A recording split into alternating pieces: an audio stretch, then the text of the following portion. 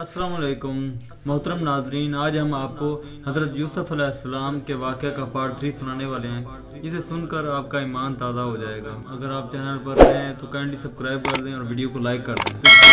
बिस्मिल्लाहिर्रहमानिर्रहीम। जब हज़रत याकूब अलैहिस्सलाम ने अपने बेटे के मुतालिक पूछा तो भाइयों ने कहा कि यूसुफ़ को भेड़िया खा गया और यूसुफ़ अलैहिस्सलाम का खून आलूद कमीज़ दिखाई। लेकिन अल्लाह ताला ने हज़रत यूसुफ़ की हिफाजत की और कुछ दिनों बाद एक काफ़िला कुएं पर आया और उन्हें वहां से निकाला। इस काफिले ने हजरत यूसुफ को मिस्र ले जाकर गुलाम के तौर पर फरोख्त कर दिया। मिस्र के बादशाह अजीज मिस्र ने हजरत यूसुफ को खरीदा और अपने घर में रखा। हजरत यूसुफ अलैहिस्सलाम की खूबसूरती और अक्लमंदी ने अजीज मिस्र की बीवी जुलेखा को मुतासिर किया और वो इन पर फरीफ्ता हो गई। जब हजरत यूसुफ अलैहिस्सलाम ने जुलेखा की ख्वाहिश को रद्द कर दिया तो इसने इन पर झूठा इल्जाम लगा दिया और हजरत यूसुफ अलैहिस्सलाम को कैद में डाल दिया। कैद के दौरान हजरत यूसुफ अलैहिस्सलाम ने वहाँ भी अल्लाह का पैगाम फैलाना जारी कर दिया और ख्वाबों की ताबीर भी बयान करते रहे।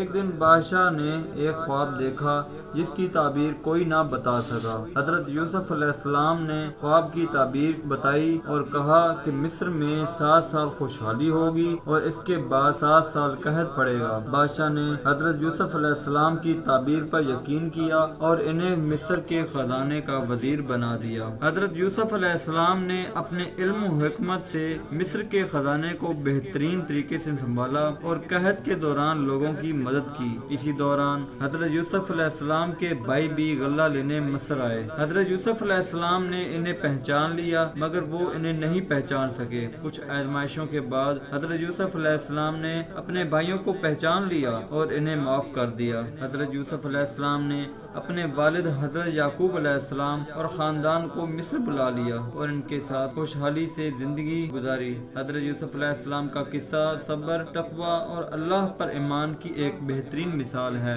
अल्लाह ताला से दुआ है कि हम सब को हजरत यूसुफ अलैहिस्सलाम की तरह सब्र, तकवा और अल्लाह पर ईमान लाने की तौफीक अता फरमाए। तो हजरत यूसुफ अलैहिस्सलाम का वाक़या इख्तिताम पजीर हुआ चाहता है। उम्मीद है आपको सुनकर बहुत अच्छा लगा होगा। एक ही रिक्वेस्ट है कि काइंडली चैनल को सब्सक्राइब कर दें।